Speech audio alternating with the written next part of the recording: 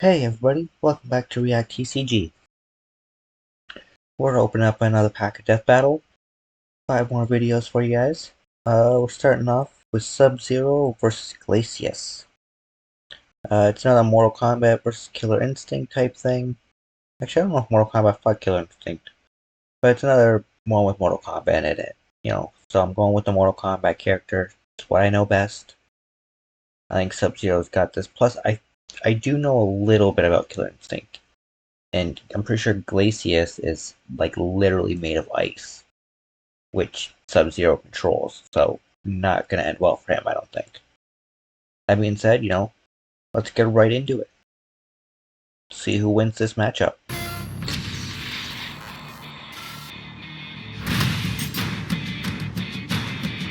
The freezing chill of death is a horrifying thought. Whether it comes from being alone in the mountains, submerged in the Antarctic, or if you're really unlucky, getting iced by one of these cool warriors.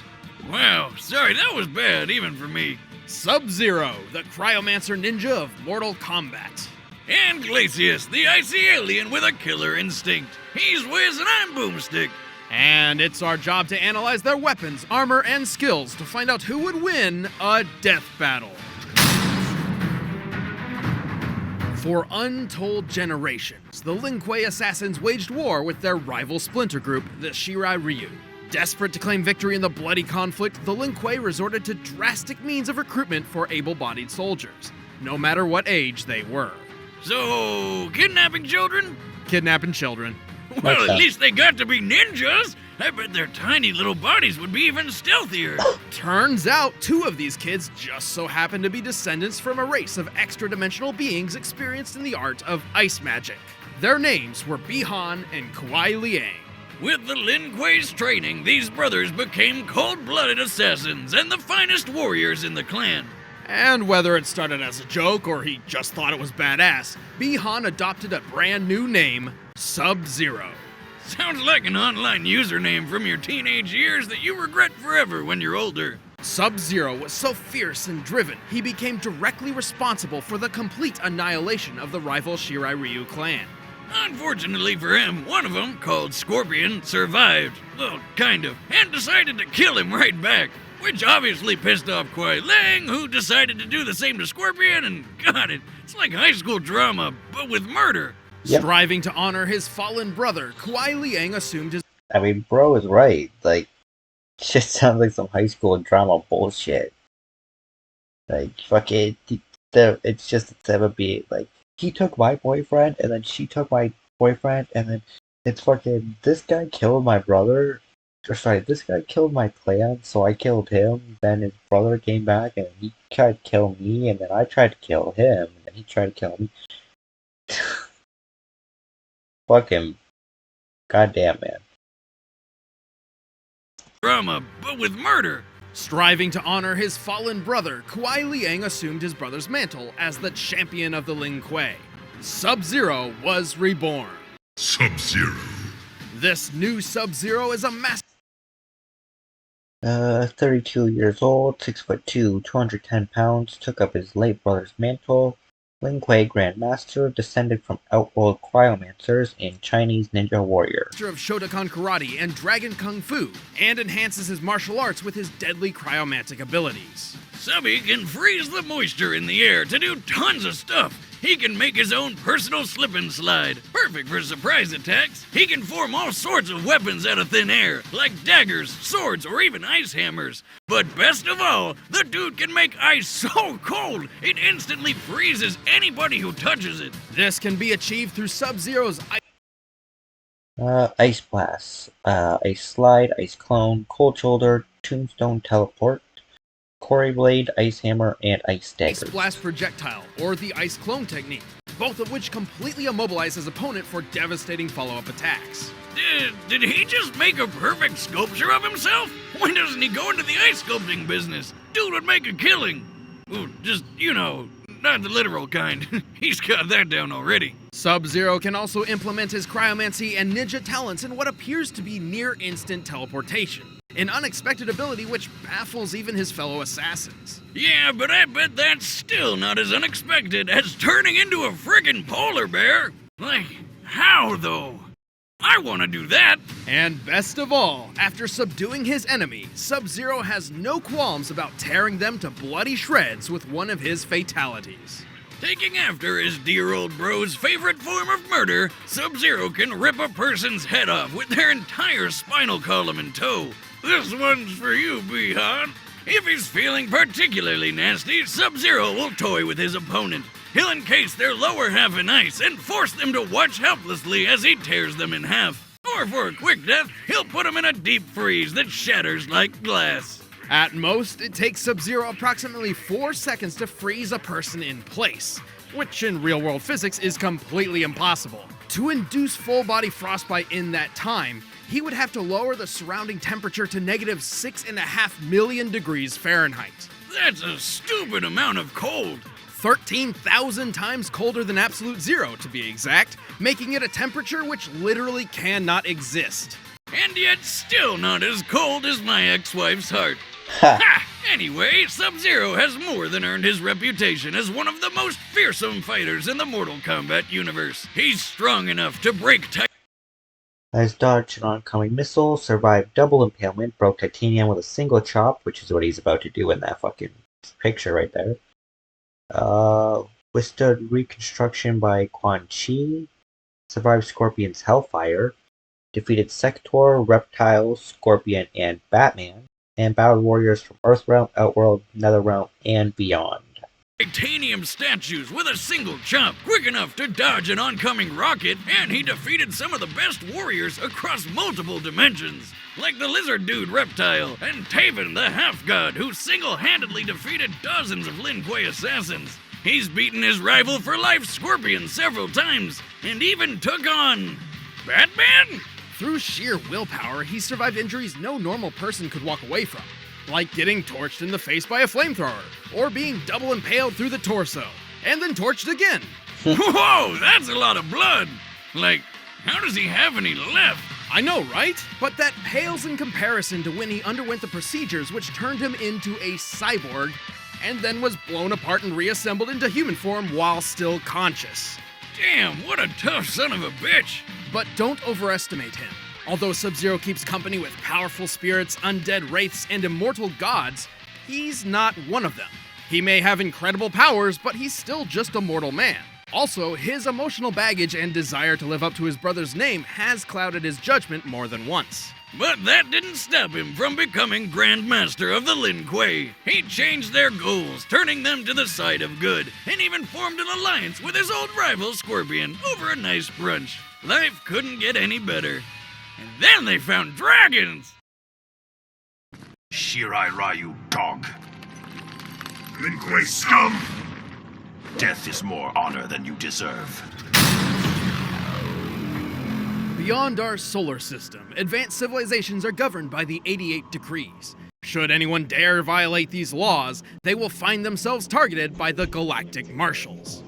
Okay, what the fuck was this thing though? That's fucking crazy. It looks like a moon and then it's like a whole like sideways city. What the shit?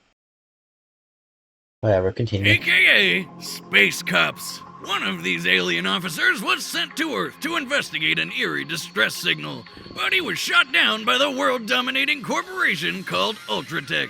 You know, evil Walmart. Ultratech had reverse engineered Or evil Amazon. You know, insert whatever joke you want there. Called Ultratech. You know, evil Walmart. Ultratech had reverse engineered equipment from an alien crash some decades prior, the Roswell incident. However, the use of advanced technology by less developed species is a clear violation of the 88 decrees. Kinda like if you saw a chimpanzee pick up a flamethrower. It'd be awesome, but you'd want to take it away real quick. Determined to correct these wrongs That is very fair and very accurate when it comes to humans and technology we do not understand.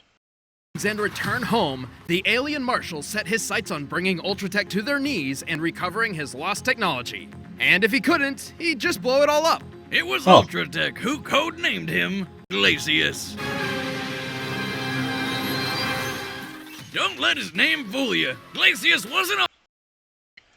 Codename Glacius. Ultra-Tech designation UT-GG42. 6'3", 300 pounds. Galactic Marshal for the Alliance of Worlds.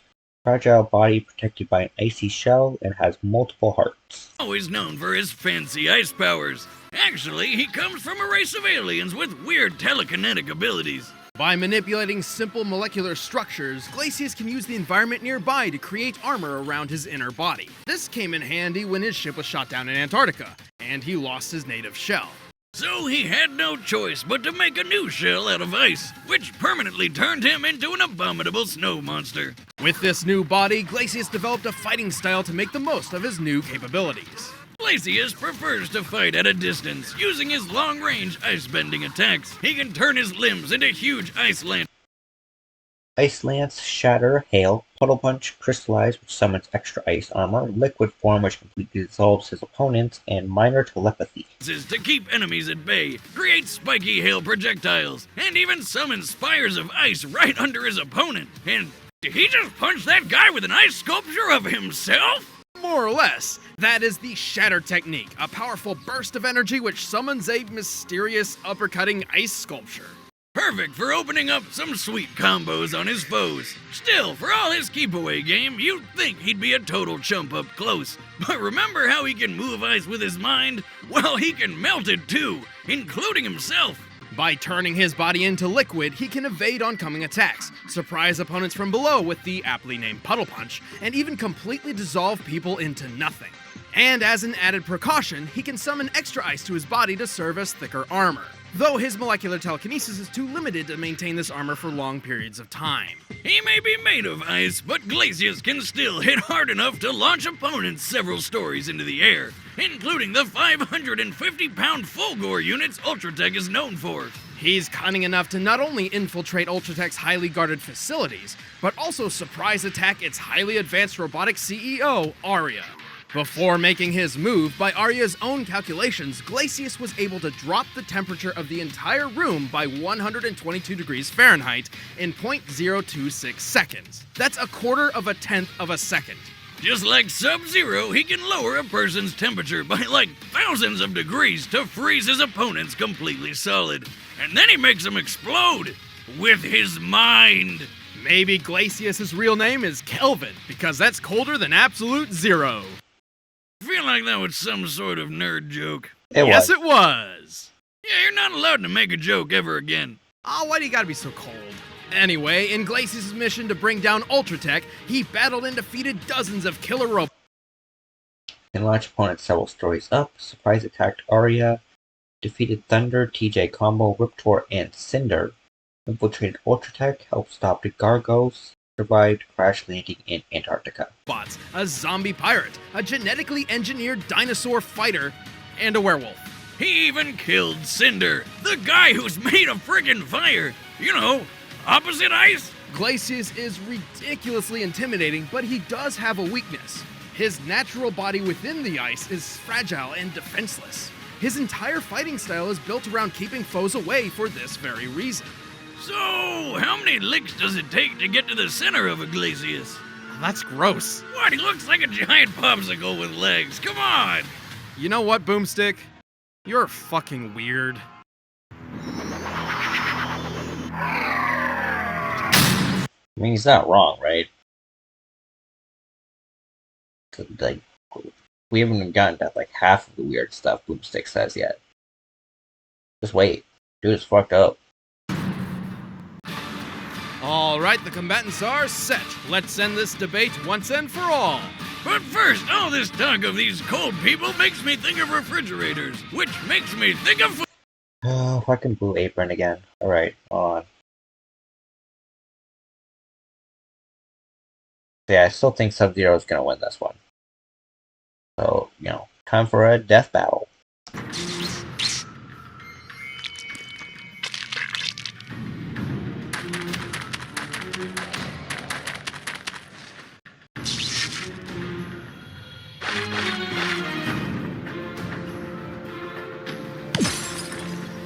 Your race is new to me. You will know the chill of death. Fight!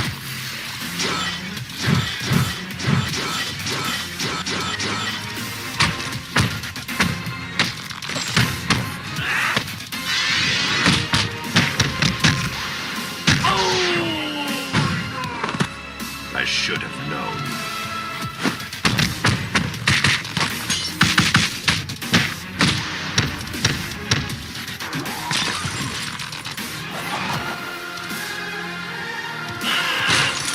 Fucking juggling is that. Challenge accepted. You're a formidable warrior, but you lack conviction.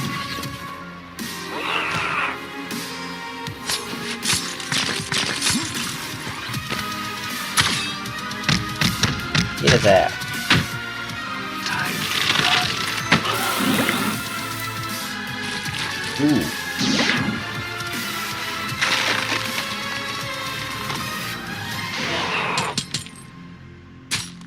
Yeah, no, that wasn't him.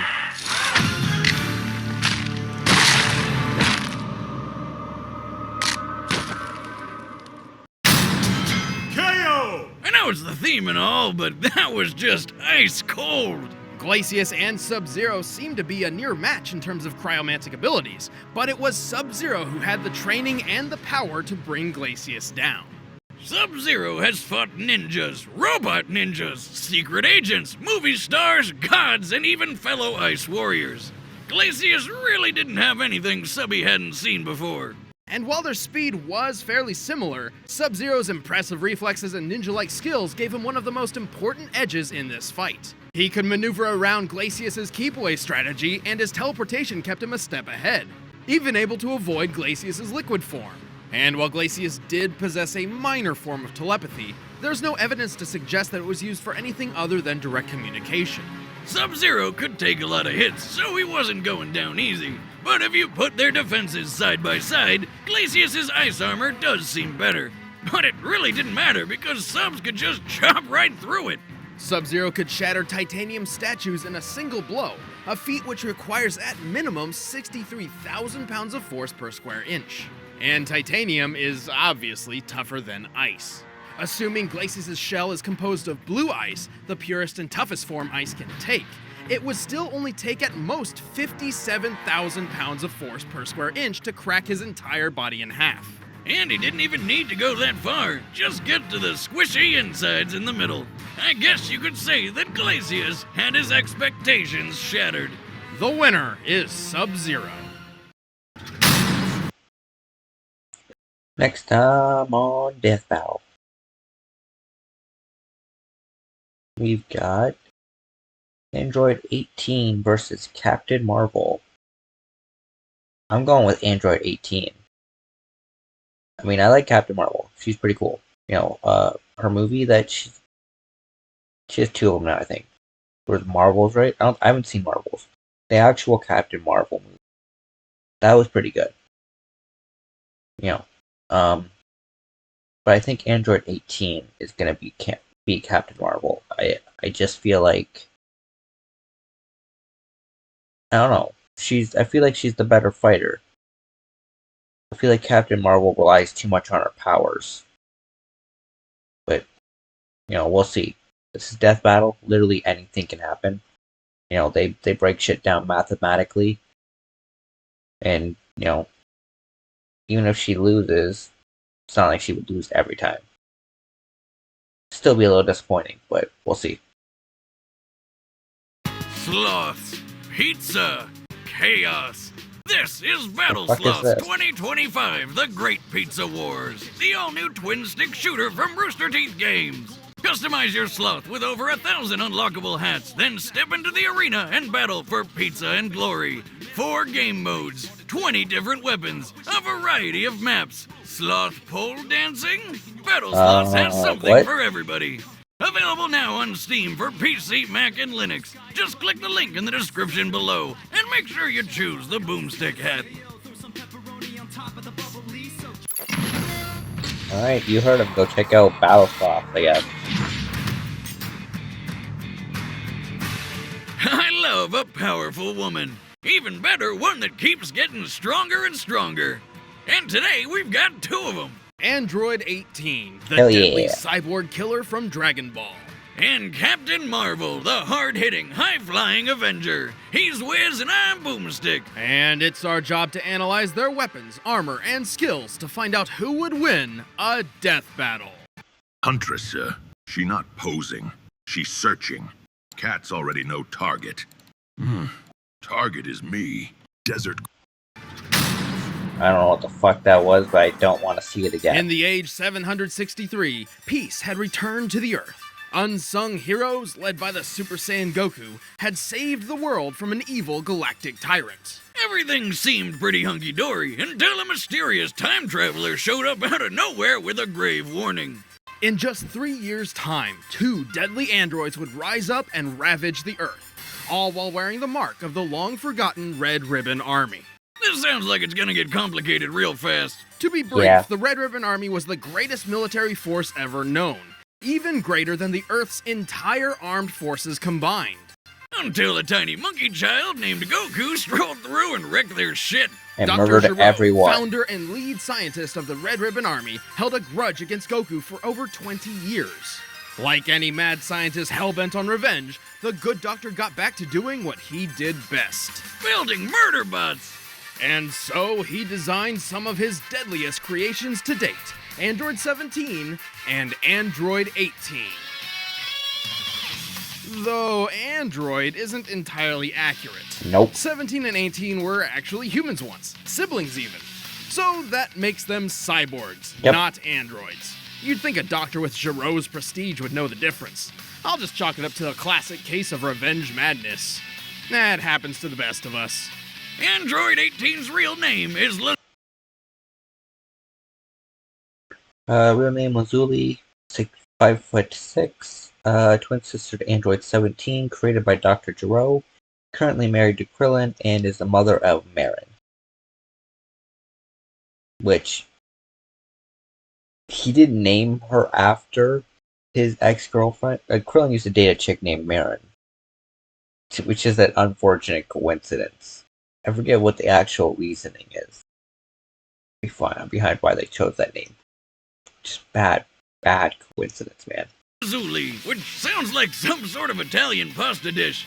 No wonder she kept the name 18 after brutally murdering her maker. Yeah, Android No, technically her brother brutally murdered the maker. 18 and her brother were pretty unruly and a force to be reckoned with. Gero, even with his own cyborg body, didn't stand a chance. With nothing better to do, the twins set off to ravage the world as predicted. But this time, something changed. After witnessing the compassion of the heroes, including a bald, vertically challenged martial artist named Krillin, 18 had a Fucking Krillin getting those W's, man. He might be weak compared to everybody else, but he's the strongest human on the earth, and he managed to fucking get her as his wife, man. That's gotta count for something when you look at this guy. heroes. Fucking short, bald, no nose, and he managed to get her as his wife.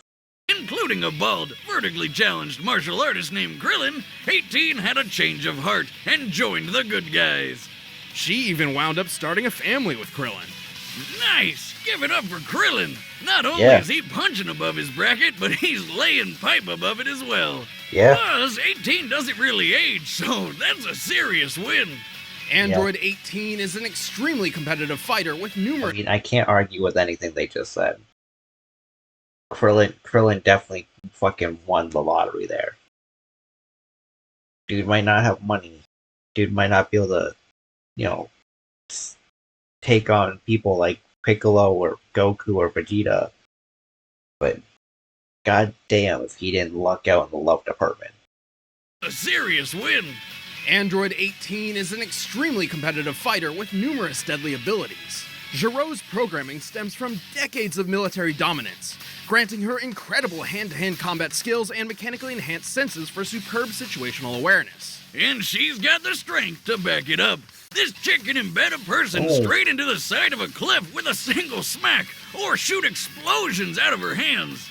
She does this by harnessing Ki, a Taoist-inspired life force energy manifested through a person's spirit and vigor.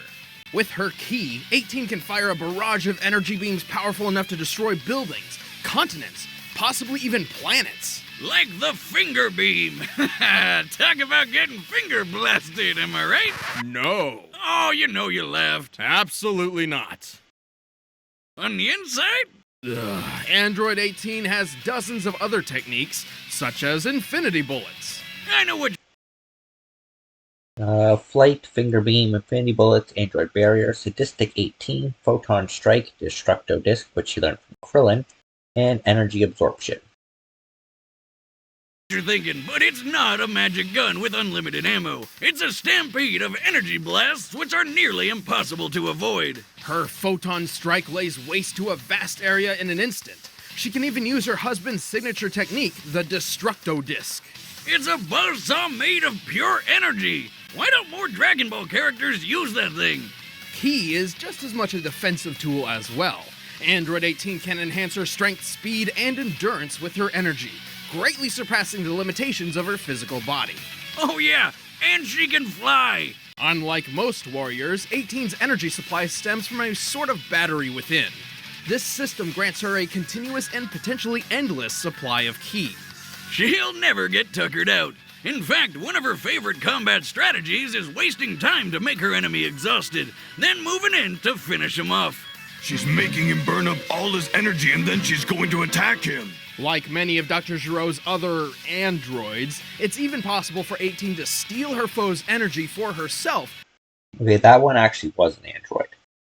By absorbing it through her body, increasing her power and nullifying her opponent. So you can bet she'll always go the distance. Like Rocky Balboa, except, you know, way stronger and way prettier.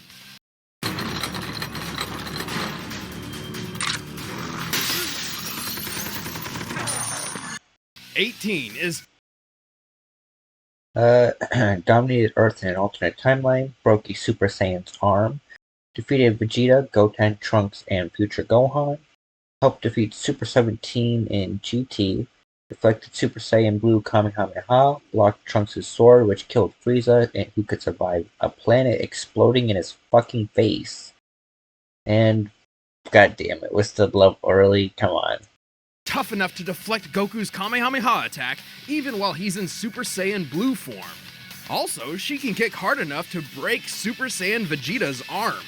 What's so impressive about breaking an arm? You broke yours once just by falling out of your chair. You might have missed the Super Saiyan part there. Vegeta's extremely high ki levels improve his body to support an impressive amount of weight. Leading up to the fight, Vegeta was training in 450 times gravity, making his weight about 55,000 pounds. That means the tibia in his leg would be supporting over 40,000 pounds, the equivalent of 8 pickup trucks. And he was doing flips and stuff and landed on his arms, so his arms are also supporting that same amount of weight. Damn, I wish I had bones like that. I could fire so many bazookas and never have to worry about falling down. On top of that, she's able to use her constant supply of ki to easily match the speed of a Super Saiyan. We've previously established that an ascended Super Saiyan can fly approximately 340,000 miles per hour, so it's reasonable to believe 18 can do the same. Man, this ki stuff is seriously awesome. Maybe I should start meditating or something. Do you even know how? Yeah, all I gotta do is get drunk and sit on the floor crisscross applesauce style, right? Easy. Sure. Anyway, just like No. Vegeta, Android 18's ki allows her to survive serious blows. She's even tanked the full brunt of a Super Saiyan ki blast, capable of obliterating an entire building without a scratch. Can't say the same for that sweet Well, not without a scratch. Her jacket got destroyed and her face got a little scuffed up here. Hair's a little mussed up. ass jacket. Man, 18 is awesome. Awesome? Yes. Unstoppable? Not No. at all. Android 18 is unfortunately susceptible to a number of weaknesses, including her own programming. Fearing her unruliness, Gero designed her with a remote shutdown system in place, one that both he and Krillin's friend Bulma were able to explore. Yeah, but Captain Marvel's not gonna have that remote. Or be able to have time to figure that out, build a remote, and then use it to destroy it. I mean, it took Bulma like 20 hours to make this thing. She's a fucking genius. There's no fucking way Captain Marvel is making it. Like, Captain Marvel's brains is not on par with Bulma Brief. Wow, so this little thing will stop them, huh? On top of that, 18 has a reputation of being cold and apathetic. Although this is mostly just a guise, as she's always ready to defend her friends and family from threats. Yep. She even joined Goku, the man she was originally programmed to kill, for an interdimensional tournament bent on saving the universe from annihilation. It's safe to say the Super Saiyans are not the only blondes protecting the planet. Okay. She was also getting, like, paid for that shit, right, though? Like, she was saving the world, saving the universe, or whatever. But she was also getting paid. And so was Krillin. That was the only reason they accepted. Believe me, when she gets that look in her eye, you better hold on to your Dragon Balls. I know I'm being hard on you, but it's the only way you'll learn. Captain Marvel has had many names in her career, but Yeah. when she was born, she was simply Carol Danvers. Carol grew up in Boston and joined the Real name, Carol Danvers. Height, 5'11". Air Force call sign, Cheeseburger. Okay. Former Air Force, NASA, and Avenger. Avengers Clearance Alpha, and has a cat named Chewie. Notice the quotation marks. Air Force to pay for college. She quickly flew to the top of their ranks before Lol. moving on to the Air Force Intelligence. Then she joined NASA. Damn, is her superpower just having really badass jobs? Wonder if she could give me a recommendation. Working at NASA was pretty cool until aliens attacked. Carol got caught in the middle of a massive battle between the Kree aliens and a Kree superhero named Mar-Vell, known to the world as Captain Marvel. Well, wait. Captain Marvel's secret identity is Mar-Vell? Yep. Somebody forgot to read Superheroes for Dummies. Anyway, during Yeah. the battle, Carol got stuck in a machine called the Psych Magnetron, which exploded.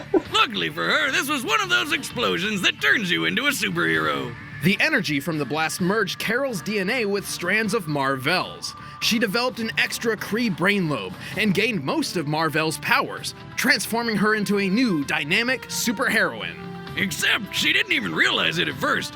Fucking comic books, man. Literally anything can happen. I got hit with an explosion. It gave me a third lobe in my brain that gives me superpowers. What the fuck?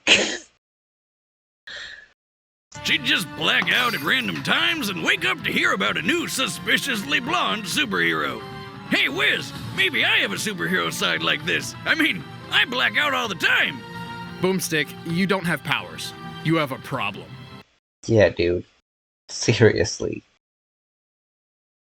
With how many times you bring up blacking out and stuff, you need to get some help. God damn.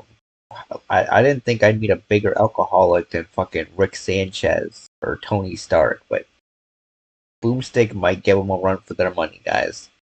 Throughout her adventures, Carol went through several phases of superhero titles. First Miss Marvel, then Binary, then Warbird, then Miss Marvel again, until one day, Mar-Vell died. Here's to you, Mar-Vell. To honor her fallen friend, Carol Danvers took up his mantle, becoming the brand new Captain Marvel. Captain Marvel is unbelievably powerful. Flight, super strength, super speed, photon and light energy blasts, energy field creation, energy absorption, and her binary form, which has the power of a white hole and star level energy. With superhuman strength and incredible durability.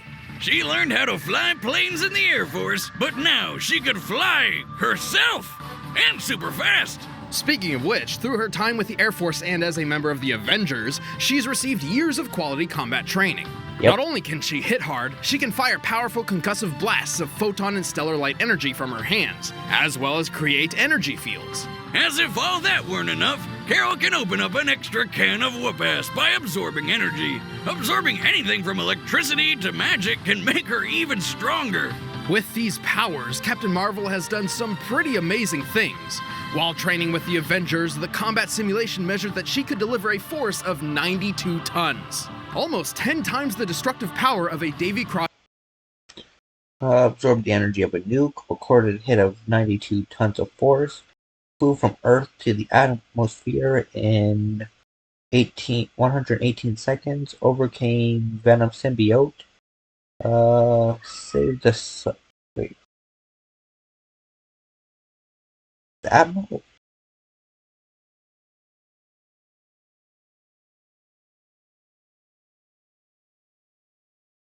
I was just thinking about that. 118 seconds, Earth to the atmosphere. That's slow. So the atom's gotta be Atmo. It's gotta be a planet of some sort, right? Why have I never? I read Marvel stuff. Why have I never heard of? Whatever.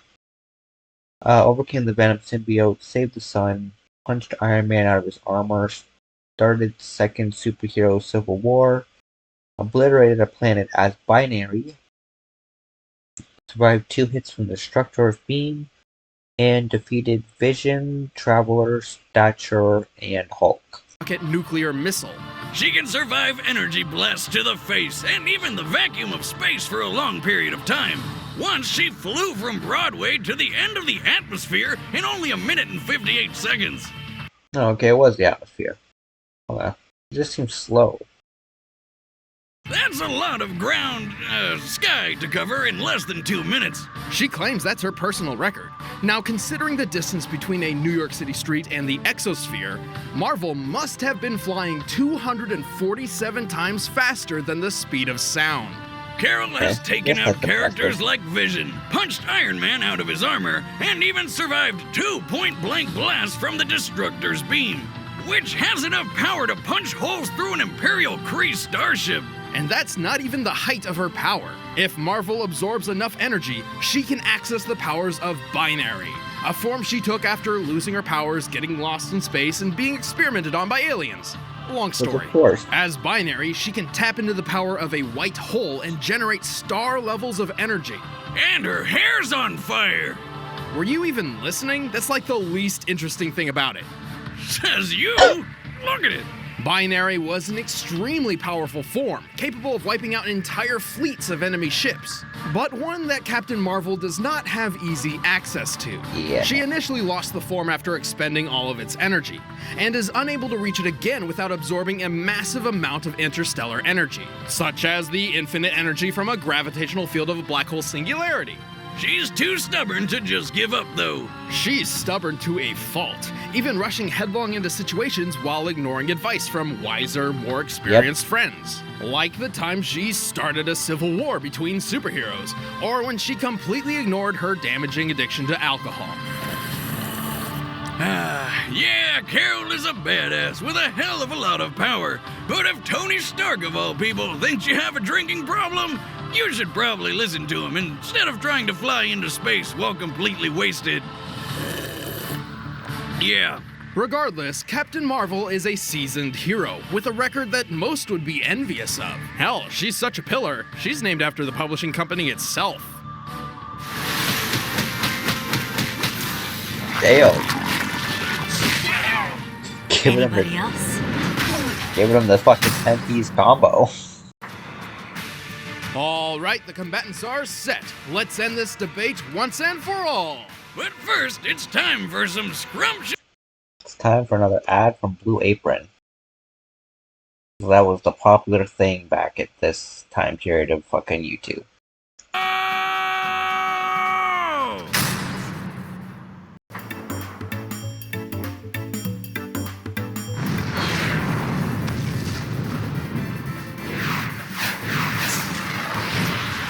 Yeah.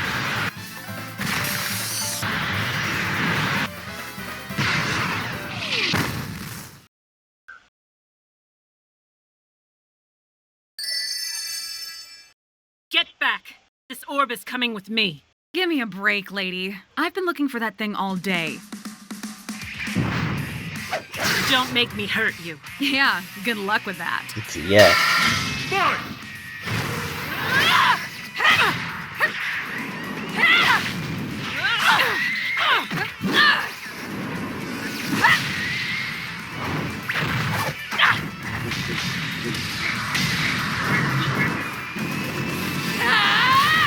Hell yeah.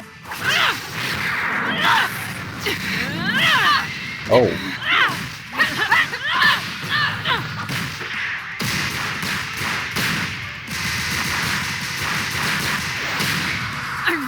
have time for this.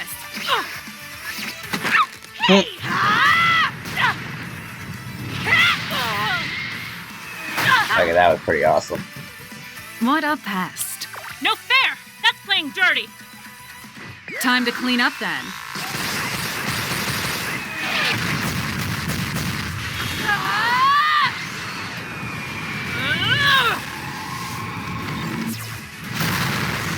Surprise!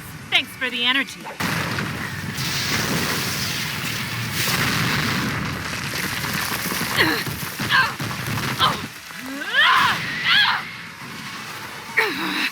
I can take whatever you give and dish it back twice as hard!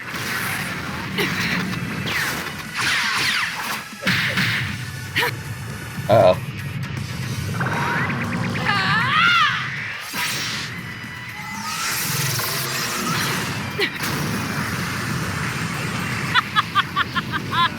Have a taste of your own energy! Don't mind if she does. What? Surprise! I can do it too.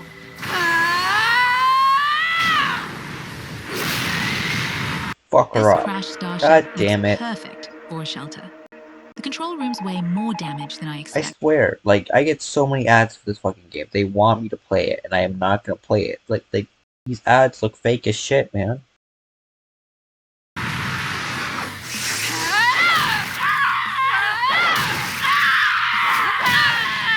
Yeah, fuck up that bit. No fair. I can still. Bitch, no fair, I could still. You were fucking flat on your face with your ass in the air. You were not getting up to continue that fight, even if she didn't come and stomp your fucking head into paste. Like, come on, bro. Who do you think you are? Look at this. Fucking face down, ass up in the dirt. No fair. I can still. And that's that. KO! Ouch! Now that's a crushing blow!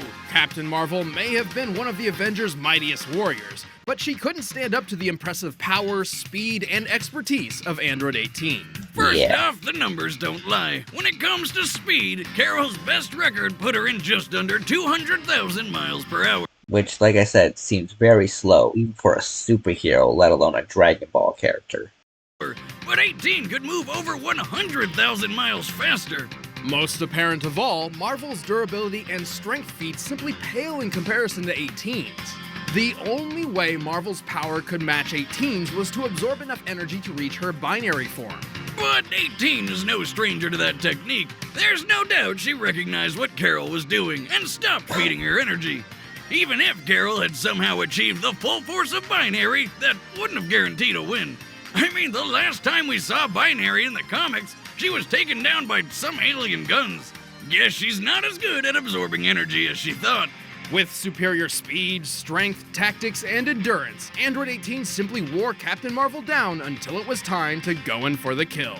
And that's why Captain Marvel lost by TKO. God, that one was awful. Yeah. The winner is Android 18. Yeah, that one was bad, Boomstick. Alrighty. Next time on Death Battle, we've got Metal Sonic vs. Zero. I'm gonna go with Metal Sonic, just because if you guys remember, those of you who have either watched Eggman vs. Wily yourself or have watched me react to Eggman vs. Wily, you know that in the end, Eggman didn't win, Wily didn't win, Metal Sonic won. So that being said, I think Metal Sonic's probably gonna end up beating Zero. But maybe Zero will pull out a win. Hold on, we're gonna skip this. Just them fucking. Hey, have you sold the shirts yet? We thought you should relax in this hot tub and get a massage. fucking trying to kill him and eat him.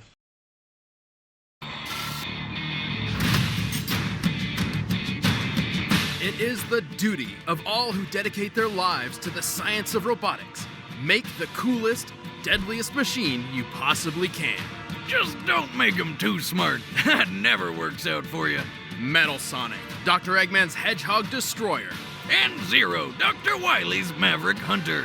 He's Wiz and I'm Boomstick. And it's our job to analyze their weapons, armor, and skills to find out who would win a death battle. Dr. Eggman was a genius with a dream of a world ruled by his own iron fist. However, there was just one small problem, a speedy blue problem. Sonic the Hedgehog, the fastest thing alive.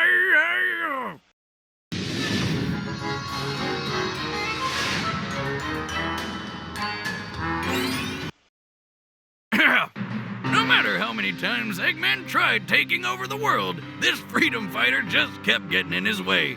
But like any respectable scientist, Eggman was a problem solver. Thus, he developed the ultimate hedgehog killer, a machine which would not just equal his speedy nemesis, but surpass it. And Dr. Tubby called his greatest creation, Metal Sonic. He's even got a sweet chest speaker to blast Slayer all day long. Speaker? What? No, he's just made of metal. Oh, that's cool too. To contend with his cool blue Height, sorry. Height 3'3", 275.4 pounds. Built to surpass Sonic. Main CPU, LIPS AI Eggman custom chip. Main engine, 250cc 4-valve organ fusion engine with a max power of 6,800 RPM and a max torque of 4,000 RPM, and drives an ATV. Why would you have to drive an ATV when you can move as fast as Sonic? rival, Metal Sonic was built to reach and maintain incredible speeds. And unlike most of his wacky inventions, Eggman actually got this one perfect. Metal Sonic is hella fast. Metal Sonic is also equipped with tons of tools and tricks specifically to overpower Sonic. He can fire a plasma pulse laser from his chest, construct a black shield which seems practically indestructible, and blast through obstacles by going V maximum overdrive. Black Shield? Maximum Overdrive? You're sure he's not into metal? Cause those sound like some killer band names to me. To act. Yeah, see, like that's kind of stuff. I feel like he's gonna win. We'll see what Zero's got though. You know, I'm not really a big. I was never really a big Mega Man guy. I think I played the original 1 or 2, maybe 3, but yeah. Chest Laser, V Maximum Overdrive, Black Shield, Ring Spark Beat. Spin Attack, Copycat, which lets him use the Knuckle Slam, Back Guard, ESP, and Chaos Control. Activate V Maximum Overdrive, Metal overloads his own circuits to quadruple his speed while simultaneously surrounding himself with a destructive energy field. If all that wasn't enough, Metal Sonic can scan his opponents to copy their techniques. He copied the explosive Knuckle Slam from Knuckles, ESP from Silver, the Back Guard technique from Rouge, and even copied Shadow the Hedgehog's signature Chaos Control. He can only copy specific moves at a time, but whatever power he takes is not limited by his physical body. This is because Metal Sonic can actually morph and manipulate his form. He totally stole that from T-1000. Funny mentioning Terminator because you're not too far off.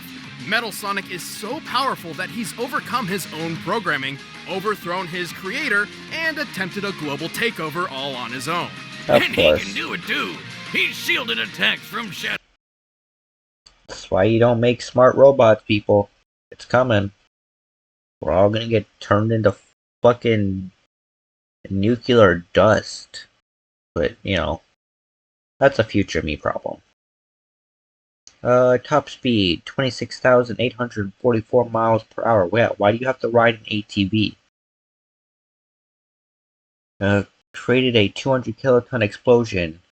Overlord from Overlord form matches Supersonic. Okay. Conquered the Eggman Empire, survived atmospheric re-entry, blocked Chaos Spear and ESP, and competed in the Olympics. Yep, every character in Sonic. Well, not every character in Sonic. A lot of the Sonic characters and a lot of the Mario characters competed in the fucking Olympics because of Mario and Sonic at the Olympic Games. Those deadly Chaos Spears and Silver's telekinetic ESP. He's dodged attacks from Knuckles, Amy, and Espio at the same time. And he even competed in the Olympics. You know how tough it is to qualify for that? Like, really tough. Plus, he gives Sonic a run for his money whenever they race. Metal can match and sometimes even outpace Sonic's speed.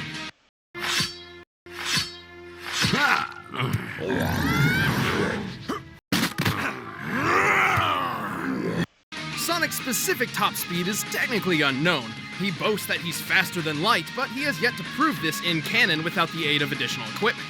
Sonic's highest speed is officially described as hypersonic, and his best record comes from Sonic Unleashed, where he's recorded running up to 3,000 SPD. Assuming this translates to metric meters, given the game's Japanese development, this puts Sonic in the high end of the hypersonic spectrum, clocking his highest recorded speed at a whopping 6,711 miles per hour. That's over 8 times the speed of sound. Damn, I wish I was that fast. Could have escaped my ex-wife way before things got serious. This speed is likely what Dr. Eggman was aiming to beat when designing Metal Sonic. Even then, with his abilities like V Maximum Overdrive, Metal Sonic can increase his speed up to 26,844 miles per hour. That's Mach 35, more than enough to reach escape velocity. And this bot has a lot of power behind him. In one of his battles with Sonic, their conflict caused enough damage to break off that ginormous stalactite over the city. Look at the size of that thing! By comparing its size to the nearby buildings and assuming a granite-based composition, we can estimate that the stalactite weighs over 46 million tons. The energy required to cleave a rock that size could be as high as 200,000 tons of TNT, 10 times the power of the atomic bomb dropped on Nagasaki. And if that's not powerful enough for you, Metal Sonic has a couple different super forms. There's a Red Titan form, his Neo form. Titan, which is over 40 feet. Neo can shapeshift and fire lightning. Metal Madness, which has missiles, flamethrowers, and can regenerate. And Metal Overlord, which has flight, crystal projectiles, and can lift and throw airships. And best of all, Metal Overlord. Again with the band names. By copying the powers of Sonic and his friends, Metal transformed into this flying dragon-looking thingamajig. It can fire missiles, shoot gigantic chunks of crystal, trap opponents, and destroy everything. Metal Overlord is so impressive it took the combined might of Supersonic, Tails, and Knuckles to take him down. Yeah, he may be metal as hell, but he's not indestructible. Despite being Sonic's superior in almost every way, he still loses fights to him more often than not. Metal Sonic is extremely durable, but his internal systems are susceptible to overloading if pushed too far. For example, every time he uses his V Maximum Overdrive attack, he risks permanent damage. Also, even though he's mimicked multiple organic abilities, they're sort of simplified versions. He's never displayed any at their greatest potential. Still, this is one of the deadliest machines we've ever seen. As long as Metal Sonic's around, even the fastest thing alive struggles to keep up. All living things kneel before your master.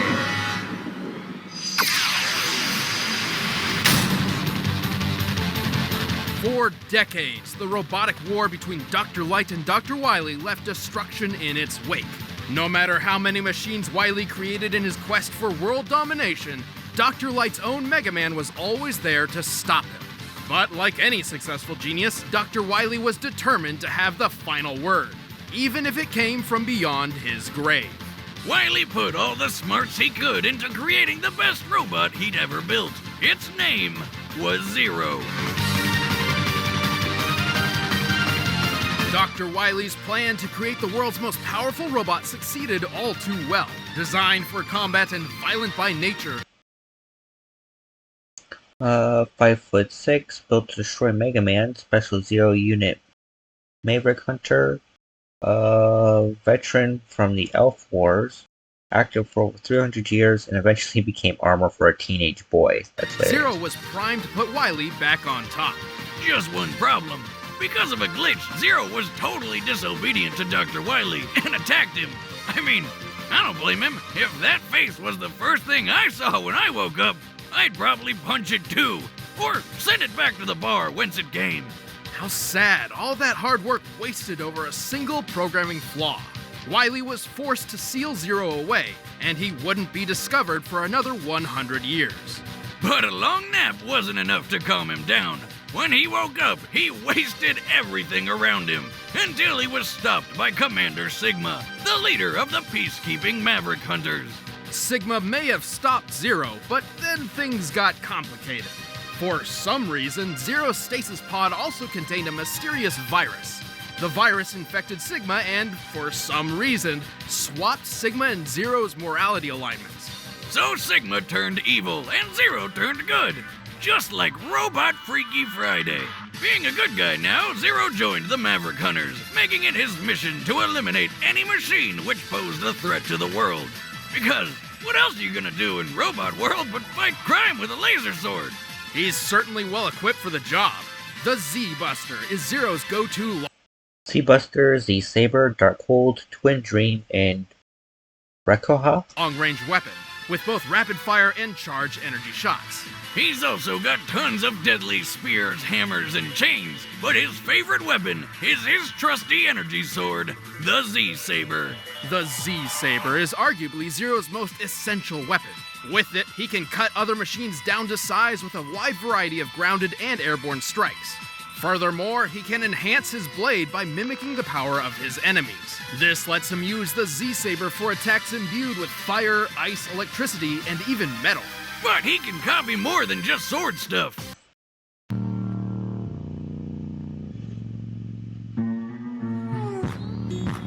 Yep. Zero can use the Twin Dream technique to create a clone which mimics his every move. He can summon robot dragonflies to fight alongside him, call down beams of energy from the sky with Rekoha, and even use Darkhold to temporarily freeze time. If necessary, Zero can activate Black Zero mode. This form halves his defense in order to Proto form, Galactica/Junk, Black Zero, power increases 100%, speed increases speed increased by 4 times, resistant to fire, absolute 0, which gives him flight and claws, increases his power by 100%, increases his speed by 50%, and is resistant to water. double his attack power and quadruple his speed. He can also transform into the stronger and faster Absolute Zero. Yes, that's what it's called. In this form, he loses access to his Z-Sword and acquired abilities, but he gains razor-sharp claws and the power of flight. Check out those bat wings! You know, with all these cool powers, he's pulled off some crazy shit. He's defeated dozens of Mavericks and even Stronger and faster than Mega Man, can withstand 60,000 tons and counter Quickman's speed. Defeated dozens of Mavericks. Lasted over 300 years. Dodged Optic Sunflower's laser. Survived destruction of Eurasia Colony and defeated Sigma, Vile, Copy X, and Omega. and Sigma himself multiple times.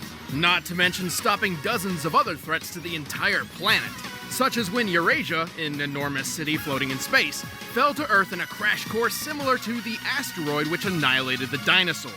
But that's okay, Zero took care of it. How? By flying a space shuttle right into it like a badass. And he survived. Suck that, Asteroid City. Moreover, it's important to remember Zero was specifically built to be far superior to the original Mega Man. We've analyzed Mega Man before, and learned he could keep up with the speedy Quickman and catch a 60,000-ton castle. So, Zero's better than that. Zero is undoubtedly Dr. Wily's greatest creation, but like the mad scientist's other machines, he has his downfalls. Despite being a machine, Zero is susceptible to exhaustion, and if he receives too much damage, not even his auto-repair systems can return him from the brink. Also, he sometimes comes down with a bad case of edgy anime protagonists. What am I fighting for? And yet, Zero is a fearless guardian who won't rest until his world's safety is secured, even if he has to be reincarnated multiple times to do it. And kick his own ass! I don't even need my sword for such an easy fight. All right, the combatants are set. Let's. All right, he might be able to beat Metal Sonic. But you know what? I'm gonna keep my vote on Metal Sonic. He won the Wily versus Eggman fight. I think he can win this one.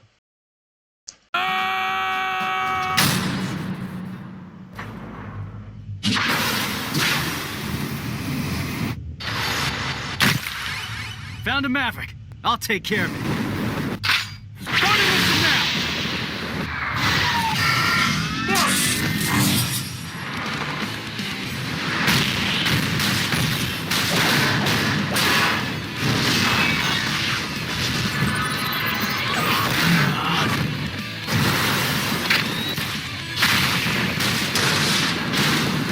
Just like a training program.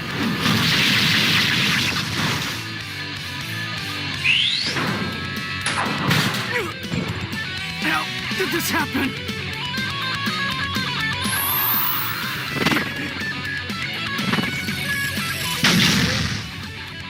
Charge shot!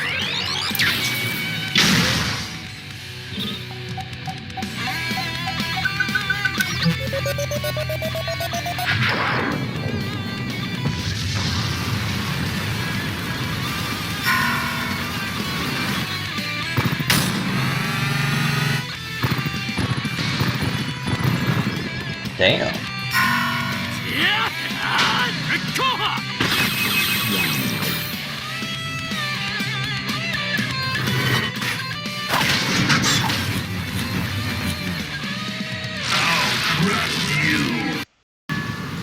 God damn it. Fucking ads, man.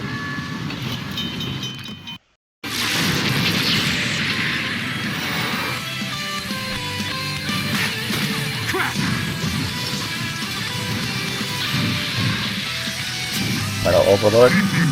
Yeah. Take this.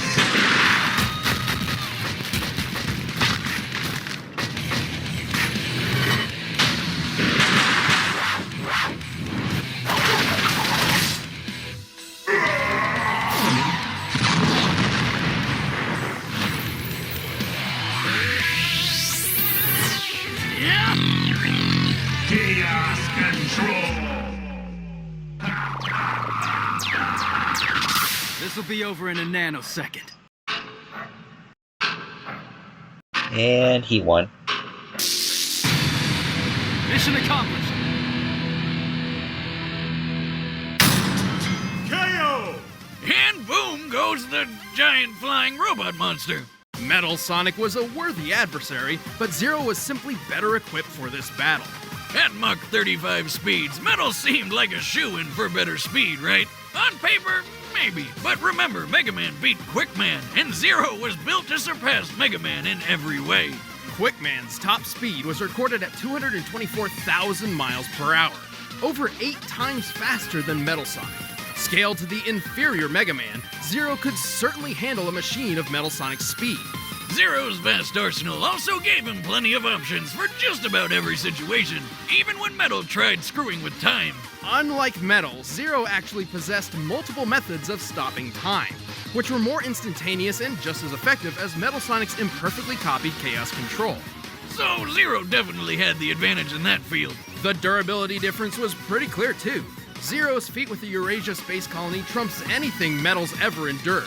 The resulting explosion was similar to the asteroid impact which killed the dinosaurs, an event estimated to have equaled 100 trillion tons of TNT. But even surviving a tiny fraction of that explosion was far more impressive than the 200 kilotons of TNT needed to break that giant rock. And that was from Metal Sonic and Real Sonic's power combined. Even ramming Zero at full speed would not have done much. Moving at Mach 35, Metal's 276-pound body would only hit with enough force to destroy a building.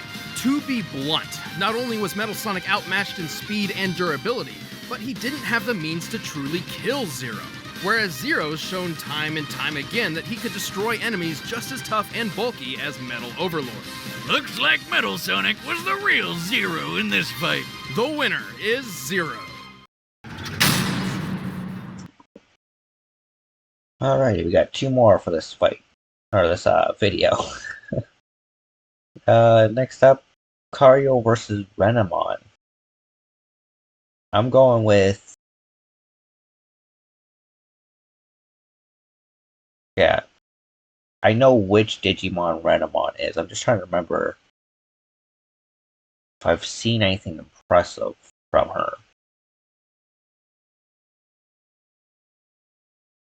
No, I'm not gonna lie, I've only really seen like the first show.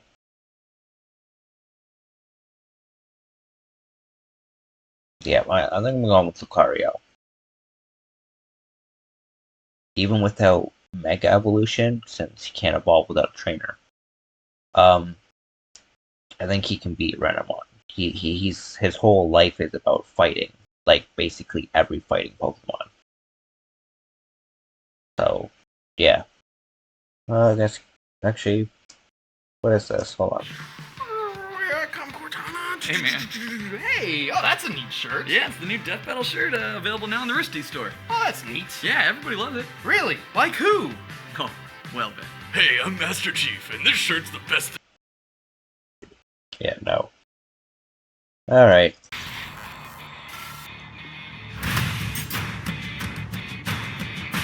Monsters come in many shapes and sizes, but the best ones know Kung Fu.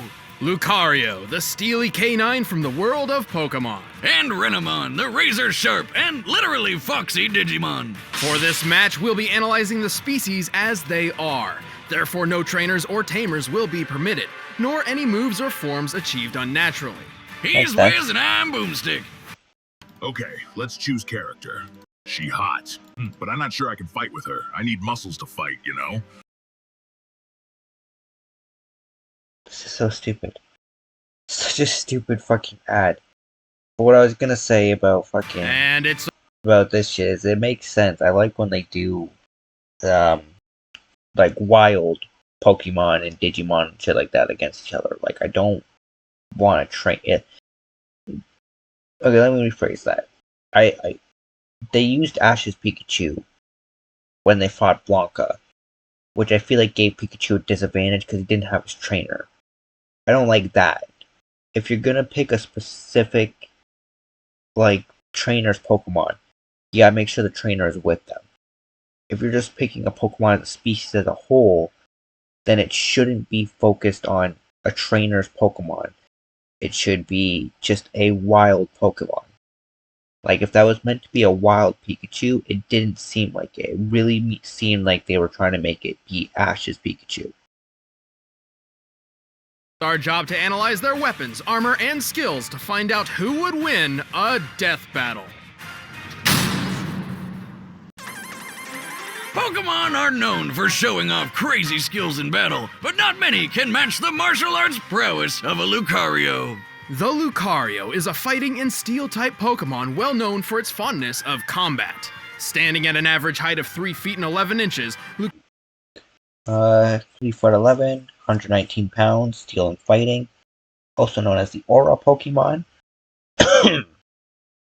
Lives in the mountains, has high attack power, evolves from Riolu, and its well-known trainers are Sir Aaron, Riley, Maylene, and Corina. Lucario are usually found training high atop mountains, honing their fighting skills on a daily basis. Compared to other Pokemon, Lucario are very well-rounded offensive fighters, with high attack, great speed, and moderate defensive stats. Even though they tend to keep away from people, Lucario are actually extremely loyal to close friends and family. Some are so devoted to trainers, they even figured out how to talk with their minds. Why did you abandon the Queen? Telepathy. Wait, wouldn't it have to be a psychic type to do that? No, it just has to star in its own movie. Well, who wouldn't want to see a movie starring one of these guys? Lucario is awesome looking, especially those big spikes there. Perfect for a killer backhand. There. I suppose that may improve on Metal. Bone Rush hits 2 to 5 times. Metal Claw. Heal Pulse restores 50% of his health. Calm Mind increases special attack and defense. Sword's defense sharply increases his attack power, and counter and metal sound. Claw attack, one of the many techniques in Lucario's intimidating arsenal. My favorite is Bone Rush. It doesn't just sound cool, it's when Faint power-up punch, which increases his attack power. Extreme speed, so fast that it always strikes first. Close combat, deals high damage but lowers its defenses. Dragon Pulse and Aura Spear, an energy projectile formed from the user's aura with a wide spread of damage but never misses its target. Lucario literally creates bone-shaped laser weapons out of thin air and then beats people down with them. Impressive, yes, though the wild Lucario's most powerful physical move is close combat, a full-out offensive blitz at the expense of defense. And Lucario can use Dragon Pulse, aka it can shoot a giant energy beam from its mouth. It's like he's throwing up lasers. While Lucario does have a variety of more useful moves, such as Heal Pulse, Swords Dance, and Extreme Speed, all of which many other Pokemon have as well. However, Lucario does possess a unique trait, the ability to sense and manipulate Aura. Aura is a spiritual energy described as the essence of every living thing. A Lucario can harness its own aura to create brand new attacks. Like Aura Sphere, a projectile so powerful it can destroy stone bridges. But Aura has many other uses. By sensing the aura of those nearby, Lucario can predict incoming attacks, find hidden people, or even examine environments in a literal out-of-body experience. I guess it's sorta like Ki from Dragon Ball. Actually, this karate dog is really starting to remind me of someone. Is everyone ready? The surgery begins. Let's get you. Lucario's power is something to behold. A single Aura Sphere can even overcome attacks from legendary Pokemon. Physically, Lucario's strong enough to mangle the steel. Steel Claw. Railu can lift a 573-pound Gigalith, which, Lucario would be stronger than that. Dodge multiple logs while blinded. Survived Registeel's Stranglehold. Caused an explosion which destroyed a roof. Overpowered Regirock's Hyper Beam, moved faster than the eye can see, and Riley's Lucario was able to destroy his own Pokeball. Claws of a crane with a single smack. Talk about metal! Even more, it can move in short bursts of speed so fast it disappears. I should note that the fastest speed a human eye can perceive is approximately 9,000 miles per hour. And to top it off, Lucario can take a bunch of really bad blows back to back and still stand up. It can survive falling dozens of feet or explosions powerful enough to obliterate whole rooftops. Hey, that's how I remodel too. A typical Lucario can even survive some brutal beatings from Fire-type Pokemon like Blaziken and Magmar. This is impressive for two reasons. One, Magmar's body temperature measures a ridiculous 2,200 degrees Fahrenheit. Jesus, it's like Smokey the Bear's worst nightmare. All this guy needs to do is touch a tree and that whole forest is gone. But not Lucario, no sir. Its fur isn't even singed. Made even more impressive by my second reason. Lucario is weak to Fire-type Pokemon. Well, Lucario's also weak to fighting types, and it is a fighting type, so does that mean it hurts itself? In a way, but nothing like that. Lucario aren't endurance fighters, and yet often employ hyper-aggressive techniques, so they frequently overtax themselves in combat and even become confused when tracking too many auras. This Pokemon rarely backs down from a good fight, even when up against overwhelming odds. But that's what makes this Kung Fu puppy so friggin' badass. With an imposing arsenal and the fighting spirit to match, the Lucario are certainly frightening warriors. Why'd you do that? You snuck up behind me. That is always a mistake. On the other side of reality, an alternate universe exists. A digital world full of wonders and monsters. And of the Digimon which inhabit that world, few are as respected as the mighty Renamon. Renamon are rookie Digimon, which basically means they're like digi-teenagers. So that explains why they're always so moody. Compared to other rookie-level Digimon, Renamon... Yeah, she should be stronger than most rookie-level Digimons. I always forget she's a rookie level and not like champion. 6'2" data. Rookie level. Lives in valleys. High attack and speed. Often highly intelligent. And well-known tamers Rika, Nonaka, and Yuma Kagura.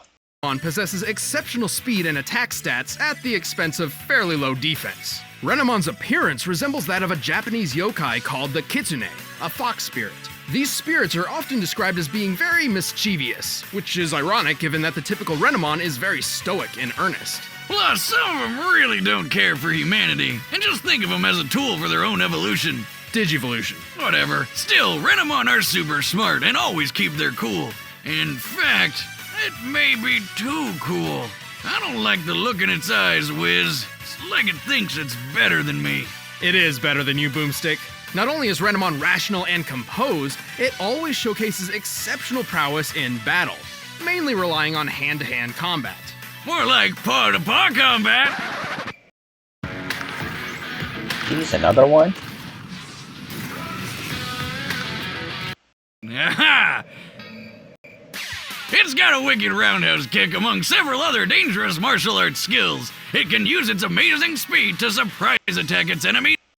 Palm Strike, Power Paw, Ghost Flames, and create attacking copies. Swift Strike, Super Chop, Spin and Kick, Rapid Kick, quickly strikes multiple times. The Kohenkayo, I'm pretty sure that was wrong. Shrouds itself in its opponent's appearance. Interesting. Diamond Storm, Powered Strike of Blades and Wind, which increases its attack. With its Swift Strike.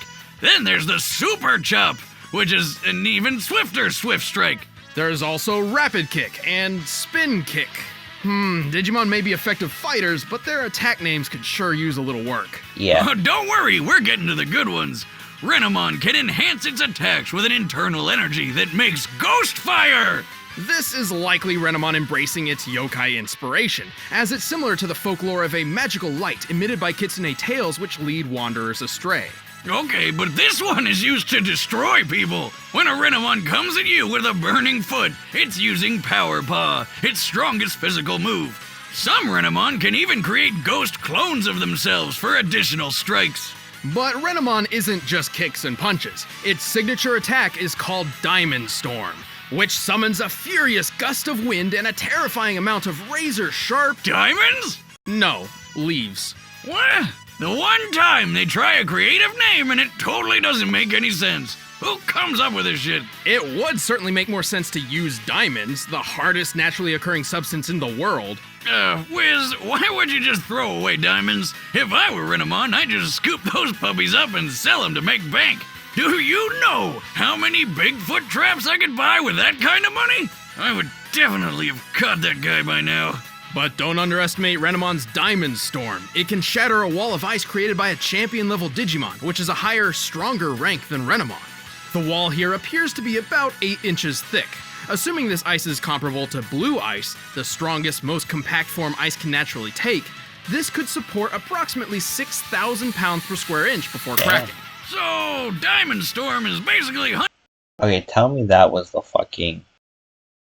I'm sorry, anyone who had headphones on that scared the shit out of, I have to go back and make sure that that was the video and that something in my room didn't just explode. 6,000 pounds per square inch before cracking. So, okay. Diamond Storm is basically hundreds of tiny little leaves hitting you like a truck with a bunch of razor blades stuck to its front. Pretty much. I just found my next truck upgrade. Moving on, some Renamon are also fast enough to effortlessly fool... Effortlessly moves faster than Eyesight, fought on par with Alomon, a champion. Survived battle with Ace Devimon, who's also a champion.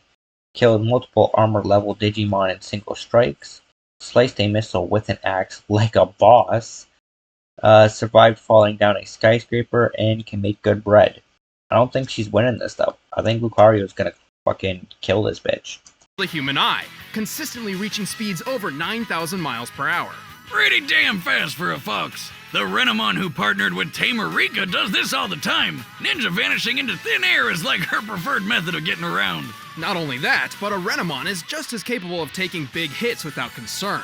That includes surviving a strike from Harpymon's Windseeker, a powerful blade of air which can easily cut through concrete.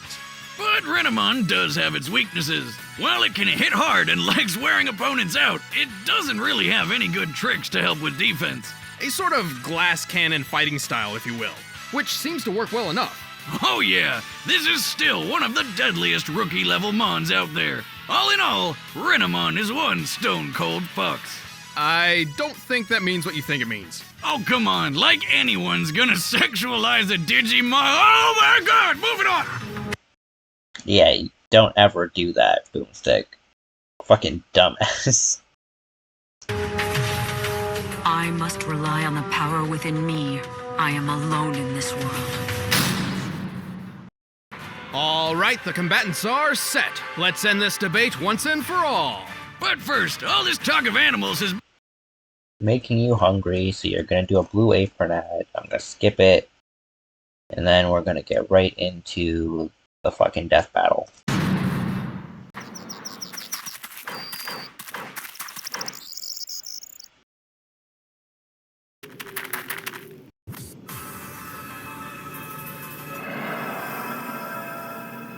Hey, who are you? Guy's gonna beat your ass. You don't belong here. You don't belong Leave, here. or I'll make you leave.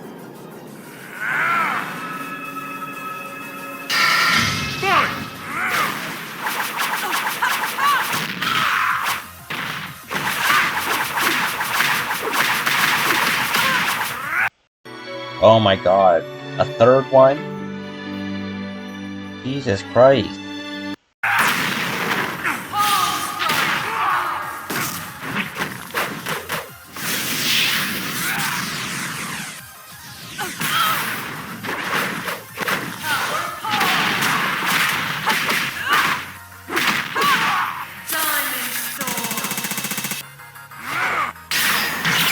Hell yeah.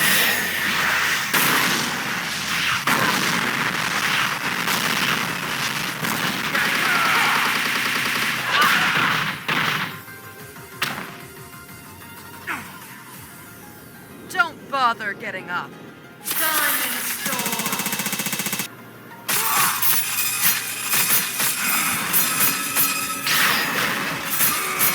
Yeah, come on. Are you kidding me?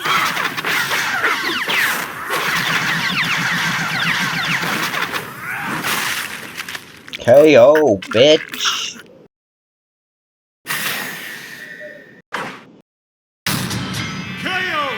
Well, this version of the Fox and the Hound ended up with a not-so-happy ending. Not without an extremely close battle, though. Lucario held a lot of advantages throughout the fight, but so did Renamon.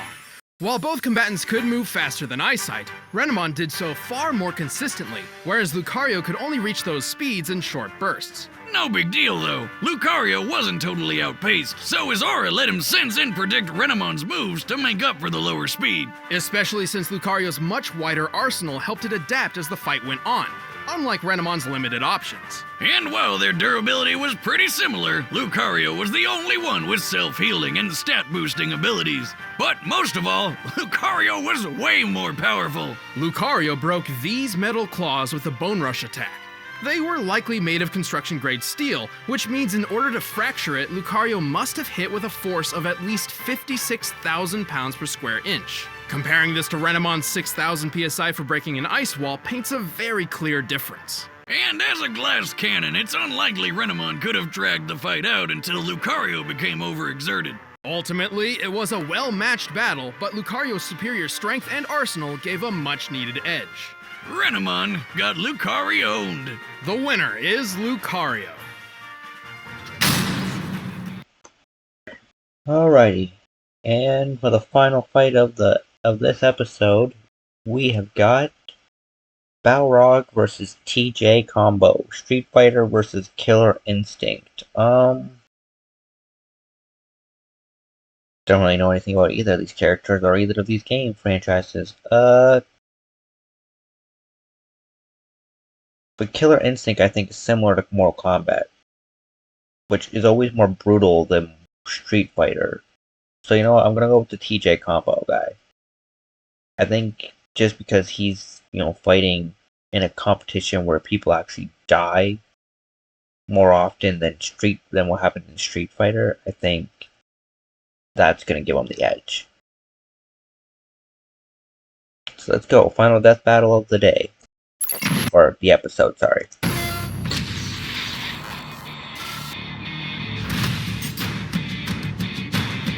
Thousands of years ago, one Greek guy punched another Greek guy, and then they just turned it into a sport. Indeed, boxing is one of the oldest Olympic sports and has since been refined and perfected over nearly 3,000 years. And today we're pitting two of gaming's toughest boxers head-to-head. Balrog, the crazy buffalo from Street Fighter. And TJ Combo, the hard-hitting champ from Killer Instinct. He's Wiz and I'm Boomstick. And it's our job to analyze their weapons, armor, and skills to find out who would win a death battle. Boxer, gambler, cheater. Heavyweight champ Balrog has been called many things. Merciful was never one of them. Hard to blame him given his rough upbringing. Born and raised in a ghetto neighborhood. 6'4", 298 pounds, born September 4th, 1968. Nick's name is the Crazy Buffalo. Boxing style is slugger. Likes to gamble, drink bourbon, and win. Dislikes fish, math, and effort, and is a former heavyweight champion. The young brawler to be had one goal: to leave his poor family and taste that sweet, sweet American dream. You know, the boozing, gambling, and womanizing kind of dream. Uproot at heart, Balrog. Bro, what is up with your fucking hair? God damn. What the fuck? And this face he's making along with it, god damn, man. Balrog learned early on that he had a gift for roughing others up. A gift which he soon turned into a professional boxing His fucking career. hair. Does that really surprise anyone, though? I mean, look at the guy. His skin can barely even contain his own muscles. Bro, and I mean, look at the guy. His skin can barely even look at his hair here. How is it even worse? What the fuck is this shit? Bro, you need to go beat the shit out of your barber is what you fucking need to do. contain his own muscles. At 6'4" and 298 pounds, Balrog is a monster. The dude started wearing a hood because he knows his hairstyle is trash.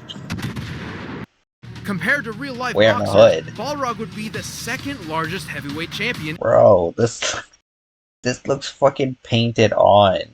This looks like you took clay or something and just stuck it on your fucking head.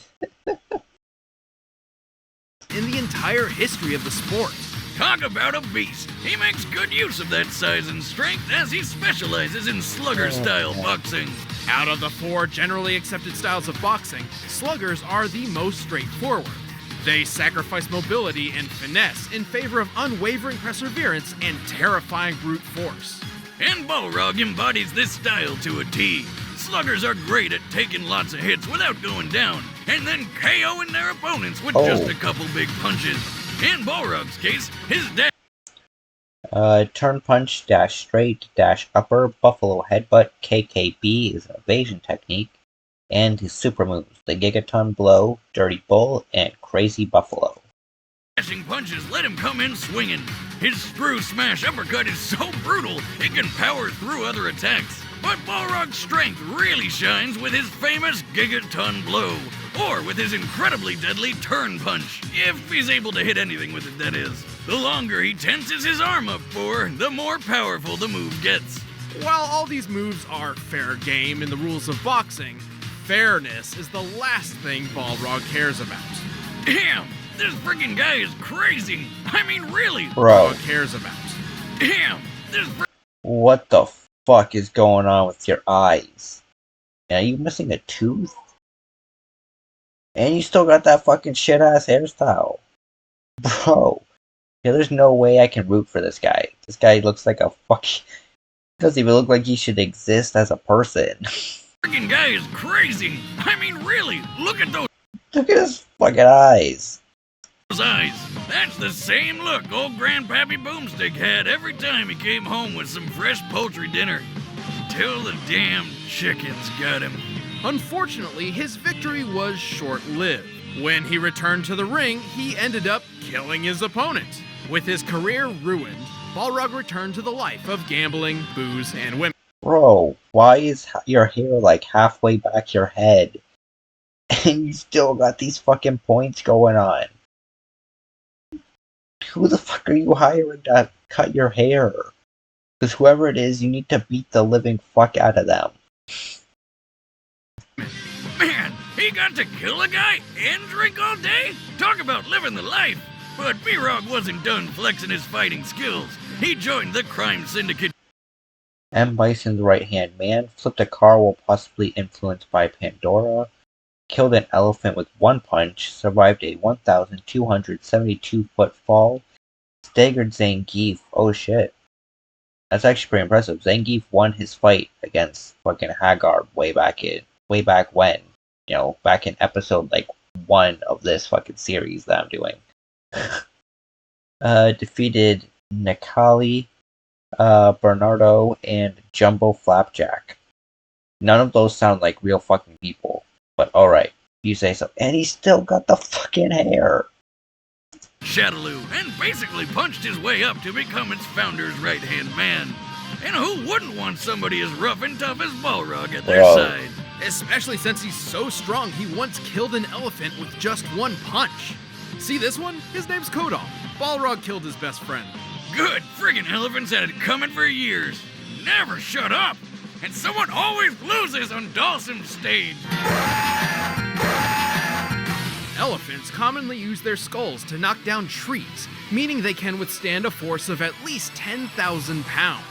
The strongest punch ever recorded comes from heavyweight champ Frank Bruno, with a force of 1,420 pounds. Damn. A dangerous amount of strength to be sure, but still only 1/7 of Balrog's potential.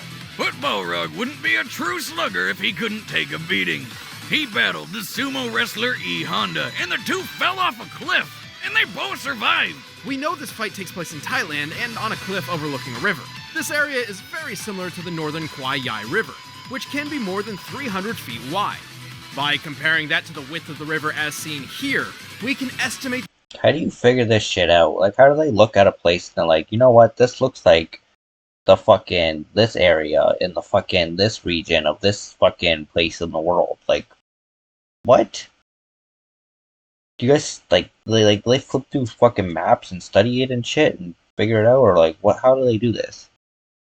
They gotta be fucking amazing at it. Oh my god, what the fuck is that game called? There's a game that popped up a little while ago. It, like, drops you into a fucking place. And you have to, like, look at the shit around you and be like, oh, I'm here in the world. And then you put in the answer.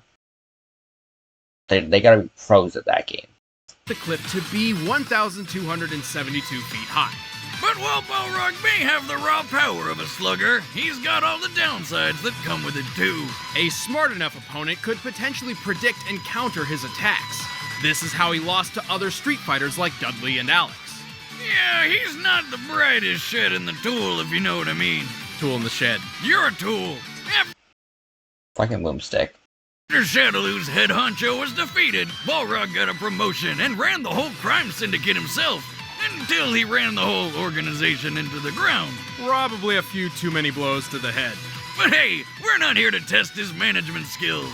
Balrog's been out of the ring for years, but today he's here to show he's still got what it takes to win. At the end of the day, you gotta respect the crazy buffalo. I can almost smell the money now. If I can pull this off, I'll be on Easy Street forever. Standing 6'1" and weighing 220 pounds, TJ Combo is the definition of a champion. But he didn't start out that way. Born to a poor family. Real name, Tyler Johnson Garrett. Height 6'1", 220 pounds. Approximately 45 years old. Uses outboxing style of boxing. Used to use cybernetic arm enhancements. Trained with Maya and once wore an eye patch. On the Texas coast. Okay, let's choose God damn character. it. She hot, but I'm not sure I can fight with her. I need muscles to fight. Tyler Johnson Garrett was in for a rough road to fame and glory. TJ didn't have much, but he did have boxing. TJ's dad trained him to box, and he joined a junior league when he was 12 years old, where he promptly lost. But instead of learning from his mistakes and trying again the next year, TJ replaced the padding in his glove with a roll of quarters and got his revenge with one savage blow. If he learned anything that day, it was only how good it felt to win. Well, the junior league didn't exactly agree, so they kicked him out. For the rest of his childhood, he was in and out of trouble. But unwilling to give up, TJ eventually took what little he owned to start a new life at a boxing gym in Chicago. As a janitor. Hey, you gotta start somewhere. Yo, check this out. TJ's love for boxing never died. Every dollar he earned was spent on boxing lessons. Every spare minute studying legends like Mike Tyson and Muhammad Ali. You could say he was really cleaning it up in the ring until he finally got a shot at the heavyweight championship. Like his hero Ali, TJ fights using an outboxer style, staying outside an opponent's reach with evasive maneuvers and taking advantage of missed swings. And TJ's go-to attack is his mighty power line. Wait a minute, isn't that the band from a Goofy movie? No. Oh, it's a straight punch that knocks. Power line, shoot toss, tremor, vortex punch, flying knee, backstep, juke. Yeah. Last breath. Even the toughest opponents backward. His tremor punch is a flying overhand attack that can hit the ground so hard it creates a shockwave that knocks people off their feet. And he can even send them skyward with his vortex uppercut. But his fighting style goes beyond mere punches. His flying knee is good for aggressively closing in on opponents, and his shoot toss sets them up for his famous combos. That's where he got the nickname TJ Combo. Is that how you got your nickname, Boomstick? Nickname? What the hell are you talking about? Oh, never mind. Bro's legal name is Boomstick. I mean, you should know that. He showed you his certificate of fucking poultry science or whatever. Years of hard work and dedication, TJ eventually won the heavyweight championship. At last, fame, fortune, and glory were in his hands. And then they all went to his head. TJ got lazy, blowing his prize money on parties. Good for him. And ignoring his training until he lost the title. Ah, shoot. Man, this poor guy just can't keep it together, can he? That's when the world-dominating mega corporation Ultratech, aka Evil Walmart, offered TJ an experimental surgical procedure to put him back on top. And TJ remembered the lesson he learned long ago. If all else fails, just cheat shamelessly. Ultratech fused titanium implants into TJ's arms, drastically increasing his striking power. Within 6 months, TJ won his title back and held it for 20 years. But Ultratech wanted a favor in return. They waited 20 whole years to cash in the favor? Nobody's that patient. Ultratech had a new product, a robot warrior they wanted to showcase in a battle against the boxing champ. They left TJ with one word of instruction: lose. What? TJ smashed it to pieces in front of a live audience because screw perfectly legal long-term business contracts. In response, Ultratech exposed TJ for the cheater he was, and thus he was banned from boxing. Again. But this time, TJ refused to go out in disgrace. So he ripped the metal right out of his arms with his bare hands. Damn. Like a badass. Or a complete idiot. But by some extreme luck, Ultratech's experimentation left him with a minor healing factor, which ensured his arms weren't ruined forever. What's more, he also learned he could enter a berserker mode, which enables him to move and punch faster when in desperate situations. Well, robo-arms or not, TJ is one impressive fighter. His punches can launch heavy enemies like Fulgore over 13 feet into the air. And holding the championship for 20 years is way longer than the world record. Currently, the longest held heavyweight title belongs to Joe Louis, whose reign lasted 11 years, 8 months, and 8 days. TJ defended his title for nearly twice that length. Plus, TJ's got plenty of experience out. Held the heavyweight title for 20 years, survived tearing out his own cybernetic enhancements, Survived a 1,162-foot fall, almost as impressive as Balrog's. Helped save the world from Gargos, defeated Fulgor, Riptor, Spinal, and Orchid. Damn, he beat Orchid? Orchid beat Ivy. Beat Fulgor Mark II without his implants. Inside the ring. Without implants, he's defeated the secret agent Orchid, the upgraded warbot Fulgor Mark II, and killed multiple Ultratech super dinosaurs. That's right, this is a boxer who kills frickin' velociraptors on the regular. And he's obviously very resilient to pain, like when he survived jumping out of an Ultratech skyscraper. Based on the amount of time it takes other unfortunate visitors to fall from the top floor, this building must be 1,162 feet tall. But we all know this boxing champ never had a perfect record. He lost fights to Glacius, the ice alien, and twice was outmatched by squads of Ultratech super soldiers. Also, while TJ's outboxer style is quick and resilient, it can be overwhelmed by an aggressive enough opponent. If he gets overconfident, he's sure to lose an important fight sooner rather than later. But since being outed, he's determined to prove his skill is all natural. It's gonna take a lot to bring down a champion like TJ Combo. And don't think for a moment that I'll let anything get in my way. Cause if you give me that moment, I win.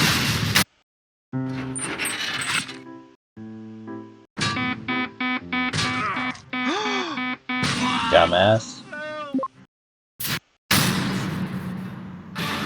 All right, the combatants are set. Let's end this debate once and for all. But first, it wouldn't be a boxing match without some food to go along. So here's how you get your hands on some.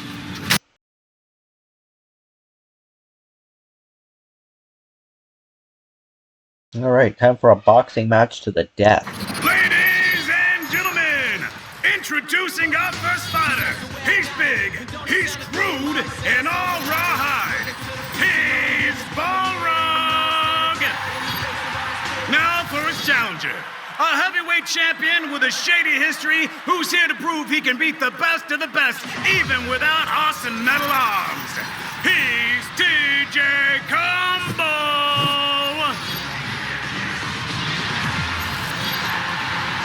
Man, think you got what it takes to beat the champ? You won't even make it to round 2, wimp. Oh. Fucking get cocky. Here we go! And fight! And Balrog starts strong and ferocious. Better stay out of his way, TJ. Fuck staying out of his way. He's gonna beat his ass. TJ's quick, but Balrog is clearly overwhelming him. Oh no. Just like that, Balrog puts Combo in the corner. And here he comes for the follow-up. TJ is not in a good spot. Oh, that's so bad. Whoa, wait a minute. Did TJ just turn this around?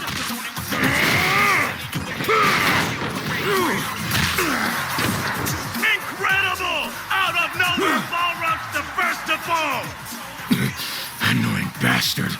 I'll break you like a rag doll. That's the bell, ending round 1.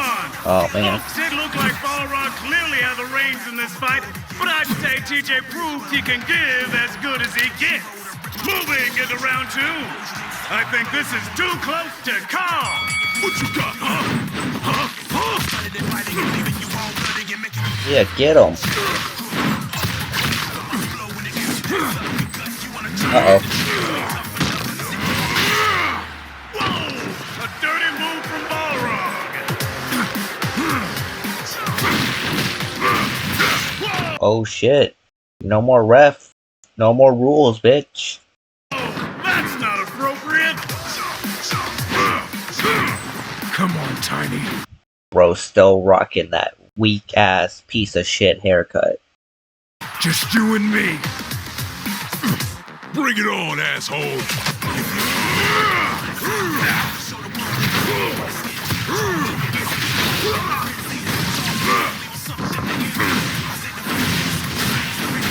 Damn. They won't stop. How long can this go? Damn. This one's pretty good, guys.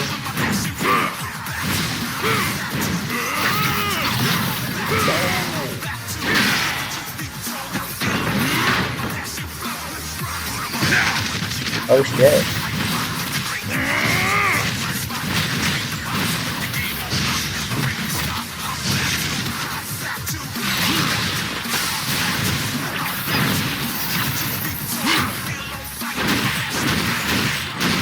You won't hear the full 10 count! Why don't you go to hell?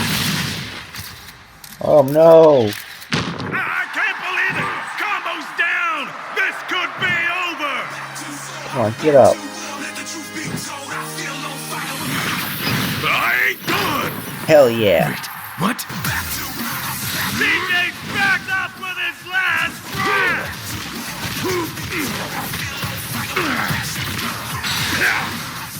Weave. Oh, come on. The game I download never the same as the ads.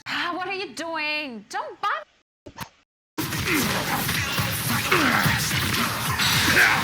Weave and...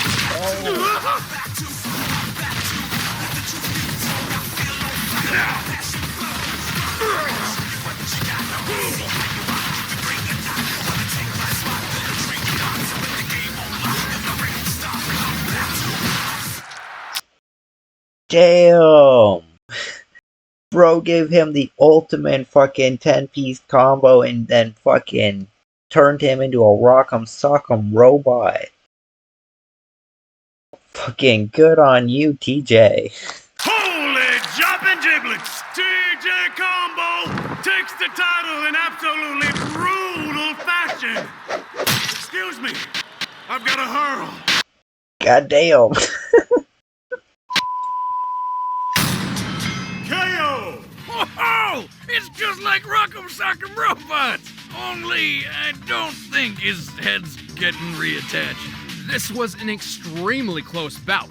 In fact, both fighters were evenly matched in a lot of unexpected ways. Being a slugger, Balrog was obviously used to having the strength advantage, but TJ actually had him matched. Recall how Balrog's punch killed an elephant whose skull could withstand 10,000 pounds of force, or 44,482 newtons. In comparison, TJ's Vortex Punch is capable of hitting opponents at a minimum of 13.4 feet into the air, even if they weigh as much as 550 pounds like Fulgor. To launch something that heavy with just a punch would require 44,820 newtons of force. Dang, that's close. And Yeah. that's not even TJ's strongest punch. Even their ability to take hits were pretty similar, like Balrog falling off of the cliff or TJ jumping out of the Yeah, I mentioned that. I said that. Ultratech skyscraper, both of which were at similar heights. Luckily for TJ, analyzing real-life boxing trends revealed his inherent advantage over Balrog. The popular triangle theory of boxing, also called the rock-paper-scissors theory, claims that sluggers such as Balrog naturally struggle against outboxers like TJ. Yeah, slugger punches are really strong, but they're predictable and require more energy. So a good outboxer could just keep his distance, capitalizing on mistakes, and then wear the slugger down over time until the opportune chance for a knockout blow. Obviously, it's called a theory for a reason. Every boxer is different. However, when applied at a very fundamental level, the triangle theory holds weight. Like when Ali took the title from slugger George Foreman in the famous Rumble in the Jungle by using those outboxer tactics.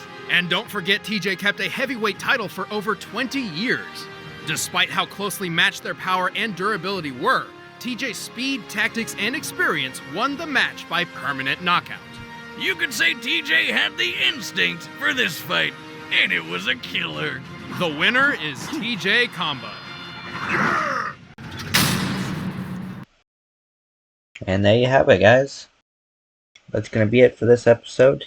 Like, subscribe, check out Death Battle and give them their love. And I'll see you next time with another 5 Death Battles, probably. No, we're getting close to the halfway point, but we still got quite a few to go. Peace out, guys.